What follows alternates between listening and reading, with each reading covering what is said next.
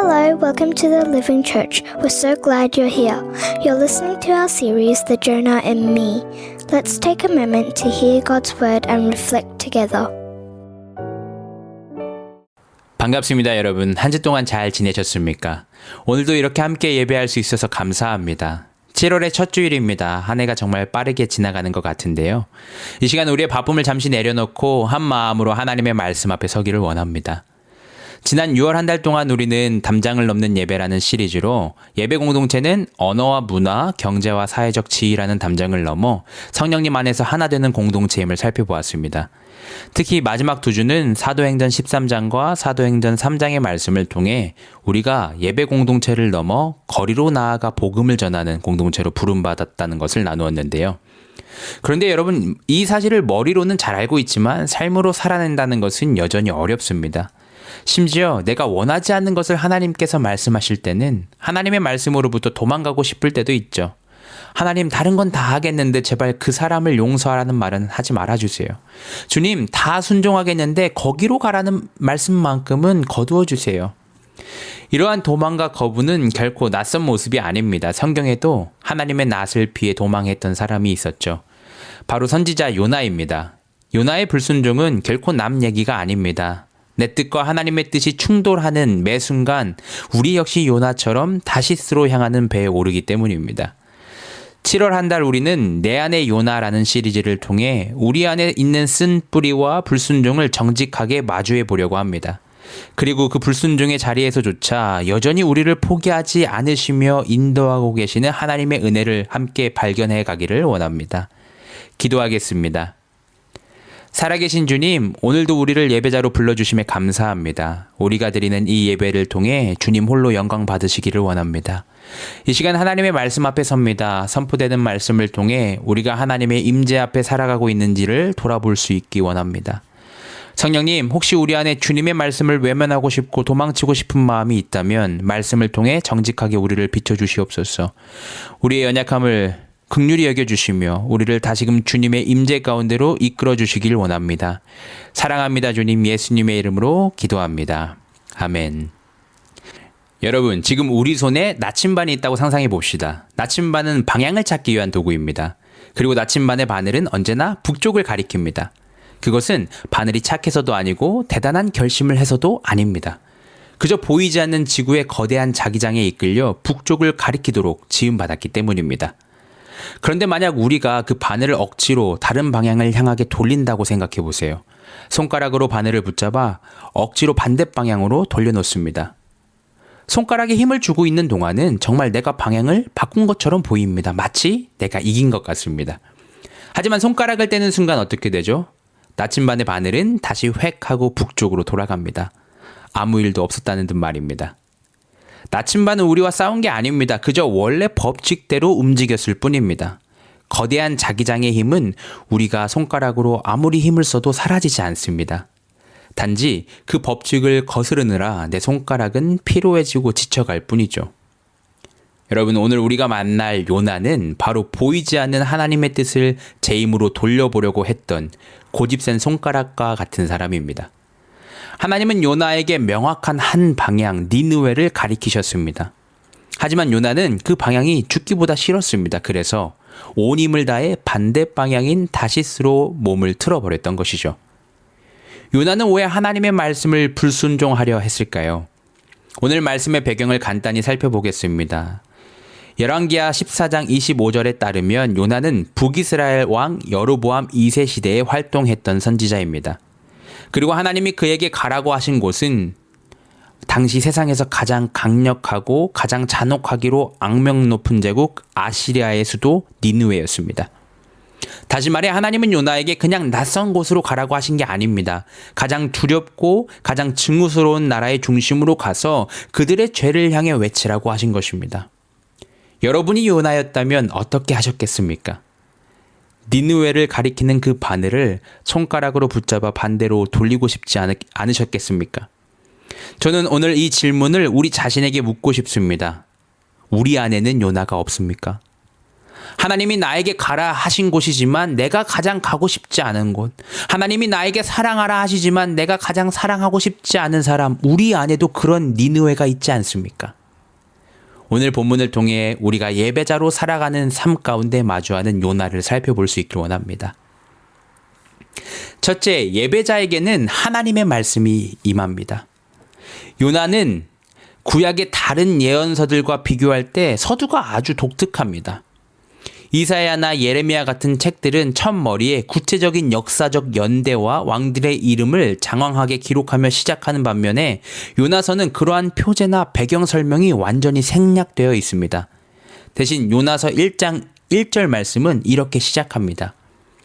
여호와의 말씀이 아미떼의 아들 요나에게 임하니라 이르시되.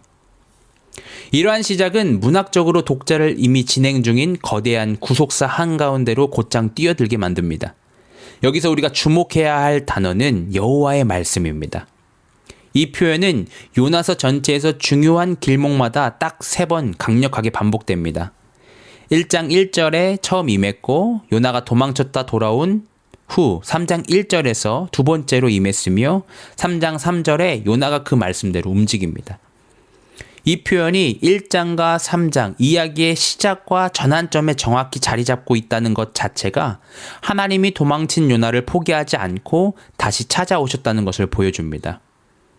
또한 복음주의 신학자들은 요나서 전체에서 하나님이 대화하시고 역사하시는 대목을 완전수인 7번의 말씀 사건으로 분석하기도 합니다. 결국 요나서의 진짜 주인공은 요나의 고집이나 바다의 폭풍이 아니라 끊임없이 찾아오셔서 말씀하고 일하시는 하나님의 말씀이라는 선포입니다. 여러분, 우리가 믿는 하나님은 침묵하지 않으시는 분입니다. 구약 전체를 보면 어떨 때는 꿈으로, 어떤 때는 세미한 음성으로, 어떤 때는 회오리 바람 가운데서 말씀하셨습니다. 방식은 달라도 한 가지는 분명하죠. 하나님은 주권적으로 자기 백성에게 먼저 찾아와 말씀하시는 분이라는 사실입니다. 그런데 여러분 생각해 보십시오. 하나님이 굳이 요나에게 말씀하셔야 하는 이유가 있었나요? 하나님은 온 우주 만물을 운행하시는 분입니다. 만약 하나님께서 니느웨를 심판하시길 원하셨다면 그냥 심판하셔도 됐습니다. 굳이 요나라는 연약하고 편견 가득한 한 사람을 찾아가 말씀하실 필요가 없었습니다. 그런데도 하나님은 사람을 통해 사람에게 말씀하시기를 원합니다. 이것이 성경 전체에 흐르고 있는 하나님의 방식입니다. 하나님은 혼자 일하지 않으시고 누군가를 부르시고 말씀하시고 사용하십니다. 여기서 우리가 하나 짚고 넘어가야 할 사실이 있는데요. 하나님은 요나가 이 말씀을 들었을 때 어떻게 반응할지 이미 알고 계셨다는 점입니다. 그가 순종하지 않고 등을 돌려 도망칠 것을 하나님께서 모르셨을 리 없습니다. 그럼에도 불구하고 하나님은 침묵하지 않으시고 요나에게 찾아와 말씀하셨습니다. 이것이 예배자들에게 가장 큰 은혜입니다. 하나님은 우리가 완벽하게 준비되었을 때나 온전히 순종할 것을 아실 때만 찾아오시는 분이 아닙니다. 모세가 호렙산에서 나는 본래 말을 잘 하지 못하는 사람입니다. 보낼 만한 자를 보내소서 하면서 5번이나 핑계댈 것을 아시면서도 모세를 부르셨던 것이 하나님이십니다. 베드로가 자신을 3번이나 모른다고 저주하며 부인할 것을 다 아시면서도 예수님은 베드로에게 너는 돌이킨 후에 내 형제를 굳게 하라며 사명을 맡기셨습니다. 하나님은 우리의 연약함을 아시고 심지어 우리가 저지를 불순종의 모습을 다 아시면서도 여전히 우리를 찾아와 말씀하십니다. 왜냐하면 우리의 실패보다 하나님의 신실하심이 더 크기 때문입니다. 여러분, 하나님은 요나에게 말씀하셨습니다. 예배자에게는 하나님의 말씀이 임합니다. 그런데 그 말씀의 내용은 요나가 감당하기에 쉽지 않은 것이었죠. 그것이 우리가 살펴볼 두 번째 모습입니다. 둘째, 예배자의 부르심은 내 원수에게까지 향합니다. 2절을 보면 요나에게 임한 하나님의 구체적인 명령이 기록되어 있습니다. 원어로 보면 이 명령은 2개의 강력한 명령형 동사가 나란히 붙어서 시작되는데요. 바로 일어나라 그리고 가라입니다. 히브리어 문법에서 이렇게 짧고 단호한 2개의 명령어가 연속해서 배치될 때는 곰곰이 따져보거나 주저할 틈을 주지 않고 지체 없이 지금 즉시 즉각적으로 행동하라는 극도의 긴박함을 나타냅니다. 이것은 요나의 의견을 묻는 토론의 제안이 아닙니다. 반드시 수행해야 하는 하나님의 출동 명령이었습니다. 그렇다면 그 즉각적인 명령의 목적지가 어디였습니까? 바로 저 큰 성읍 니느웨였습니다. 본문은 니느웨를 가리켜 큰 성읍이라고 부릅니다. 이 표현은 단순히 그 도시의 물리적인 면적이나 인구수가 많다는 뜻을 넘어섭니다. 큰 성읍 니느웨라는 단어는 요나서 전체에서 계속해서 반복됩니다.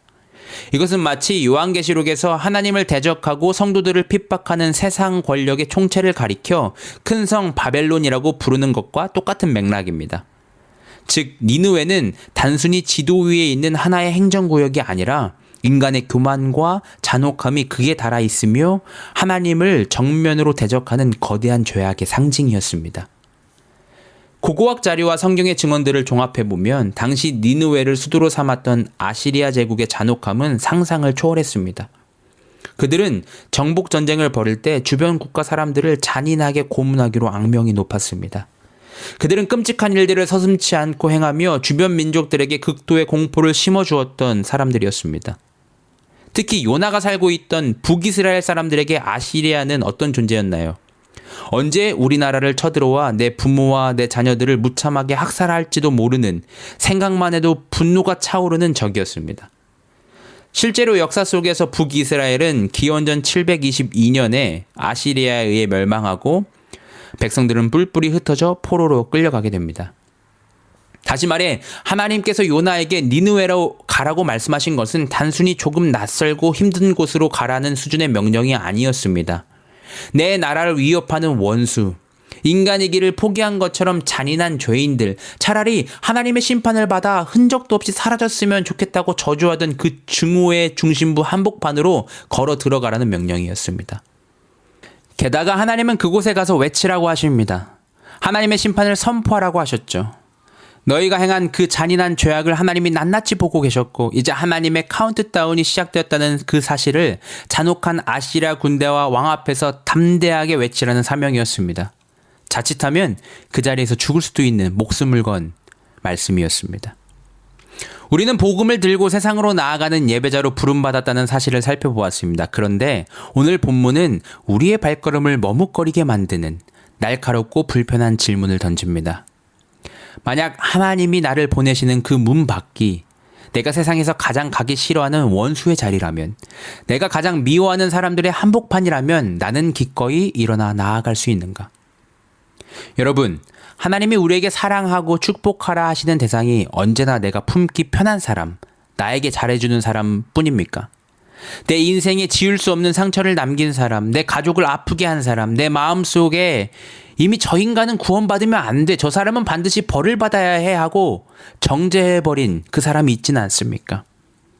성경은 오늘 바로 그 사람이 우리의 삶의 니느웨라고 선포하고 있습니다. 그리고 이 불편하고 두려운 부르심 앞에서 요나는 너무나 인간적인 선택을 내립니다. 셋째, 예배자도 도망가고 싶을 때가 있습니다. 본문 3절 말씀은 요나의 불순종을 보여줍니다.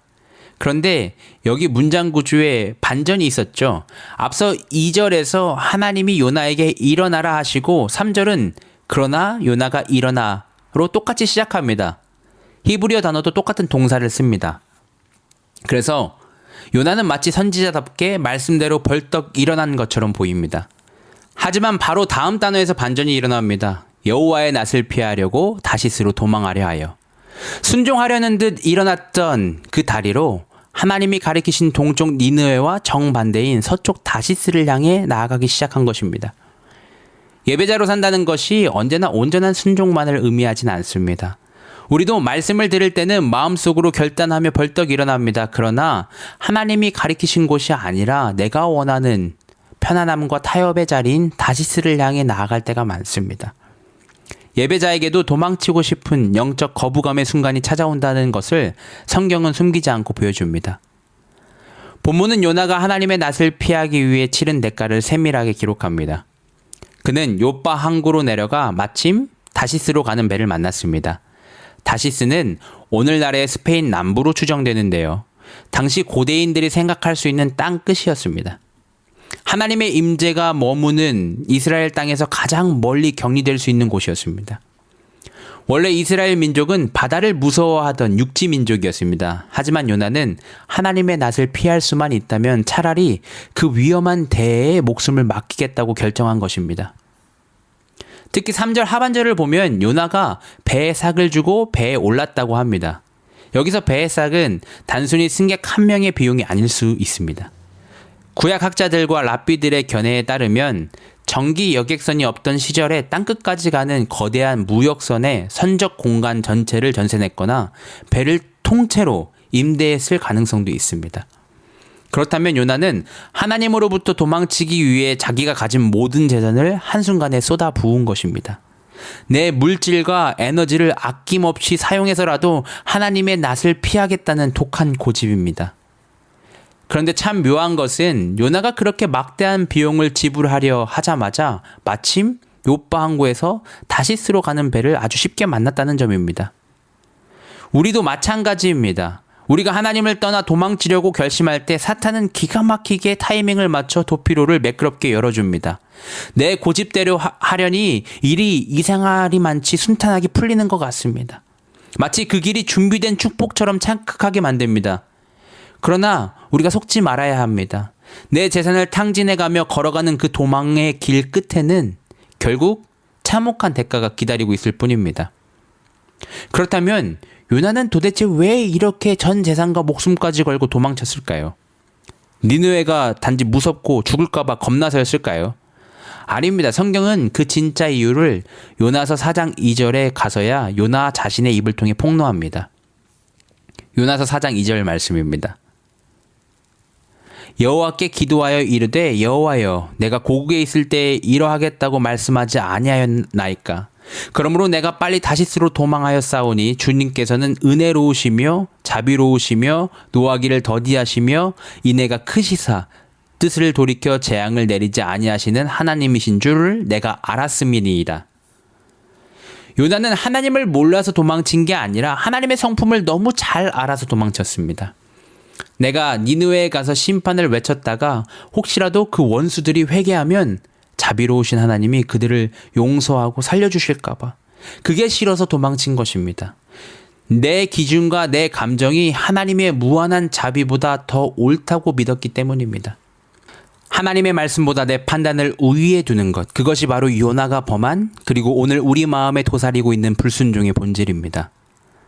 여러분, 오늘 우리는 말씀이 임하고 그 부르심이 원수에게까지 향하고 그 앞에서 도망가고 싶어지는 요나의 세 순간을 함께 살펴보았습니다. 그렇다면 이것을 그저 성경 지식으로만 아는 것을 넘어 삶에서 어떻게 적용할 수 있을까요? 이번 한 주 구체적인 적용점 한 가지를 함께 실천해 보길 원합니다. 오늘부터 시작해서 이번 한 주 내 안의 요나 살펴보기 훈련을 함께 해보길 원하는데요. 하루 10분 조용한 시간을 내어 3가지 질문을 해봅시다. 첫 번째 질문입니다. 하나님의 말씀이 나에게 임하고 있는가? 최근 내 삶에 자꾸 마음이 불편하고 걸리는 순간들이 있었습니까? 누군가의 관계에서 밀려오는 가책, 피하고 싶은 감정, 이건 그리스도인으로서 아닌데 싶었던 선택이 있다면 그것은 우연이 아닙니다. 도망치려는 여러분을 붙잡으시는 하나님의 말씀과 성령님의 간섭하심입니다. 두 번째 질문은 나의 니느웨는 어디인가? 내 마음에 걸리는 그 불편함의 실체는 무엇입니까? 용서하기 싫은 그 사람, 외면하고 싶은 책임의 자리, 끝까지 내 고집을 부리고 있는 영역에 정직하게 이름을 붙여봅시다. 하나님, 저 사람만큼은 절대 품기 싫습니다 라고 말하는 바로 그 자리가 나의 니느웨입니다. 세 번째 질문은 나는 지금 니느웨와 다시스 어디를 향해 가고 있는가? 여러분은 지금 그 니느웨를 향해 믿음의 발걸음을 떼고 계십니까? 아니면 내 감정과 내 자존심을 지키기 위해 물질과 시간과 에너지를 다 써가면서 다시스로 도망치고 계십니까? 이 3가지 질문을 생각해 보시고 여러분의 생각을 기록해 봅시다. 하루 한 가지 질문에 대한 대답만 적으셔도 좋고 한 번에 3가지 대답을 적으셔도 좋습니다. 중요한 것은 답을 잘 쓰는 것이 아닙니다. 정직하게 자기 자신을 마주하는 것입니다. 그리고 내 안에 불순종과 도망치고 싶은 요나를 발견했다면 그 자리에서 길게 변명할 필요 없이 엎드리시길 바랍니다. 하나님, 내가 지금 다시스로 가고 있습니다. 내 힘으로는 니느웨로 갈 수 없습니다. 나를 불쌍히 여겨주십시오. 우리의 마음을 하나님 앞에 솔직히 고백해 보시길 바랍니다. 여러분, 우리 마음속에는 누구나 요나와 같은 모습이 있을 수 있습니다. 이번 한 주 내 안의 요나 살펴보기 훈련을 통해 하나님 앞에 온전히 나아가는 우리가 되길 원합니다. 사랑하는 여러분, 오늘 본문은 요나의 실패를 보여줍니다. 그는 말씀을 들었고 자리에서 일어났지만 니느웨가 아닌 다시스로 향했습니다. 뱃삭을 내고 어쩌면 전 재산을 걸면서까지 하나님의 낯을 피해 도망쳤습니다. 그러나 바로 그 자리, 요나가 거부했던 그 사명의 길을 끝까지 걸어가신 분이 계십니다. 예수 그리스도께서는 자신을 십자가에 못 박을 자들을 피해 도망치지 않으셨습니다. 오히려 그 원수들을 향해 스스로 걸어가셨고 십자가 위에서 이렇게까지 기도하셨습니다. 아버지, 저들을 사하여 주시옵소서. 자기들이 하는 것을 알지 못함이니이다. 요나가 거부했던 그 길을 예수님은 자신의 생명을 걸고 끝까지 걸어가셨습니다. 우리가 니느웨로 갈 힘이 없다고 고백할 때 바로 그 자리에 먼저 가 계셨던 분이 예수님이십니다. 그리고 그 은혜로 우리가 지금 여기 있는 것입니다. 오늘 요나의 실패가 이야기의 끝이 아닙니다. 하나님은 이 도망친 예언자를 그냥 내버려 두지 않으십니다. 바다 한가운데서, 폭풍 속에서, 심지어 물고기 뱃속에서까지 하나님은 요나를 포기하지 않으십니다. 우리가 다시스로 향할 때조차 하나님은 우리를 붙드시는 것을 멈추지 않으십니다. 이번 한 주간 내 안에 숨겨진 요나를 정직하게 마주해 보시길 바랍니다. 그리고 그 불순종의 끝에서 여전히 나를 포기하지 않으시고 은혜의 자리로 이끌어가고 계시는 하나님의 거대한 사랑을 새롭게 발견하시기를 주님의 이름으로 축원합니다. 아멘. Thanks for being with us today, and we pray this message encourages you this week. And if you've been looking for a church to call home, we'd love for you to be part of what God is building here with us. You can hear more sermons on our podcast or YouTube channel, Grace, Peace and Blessings.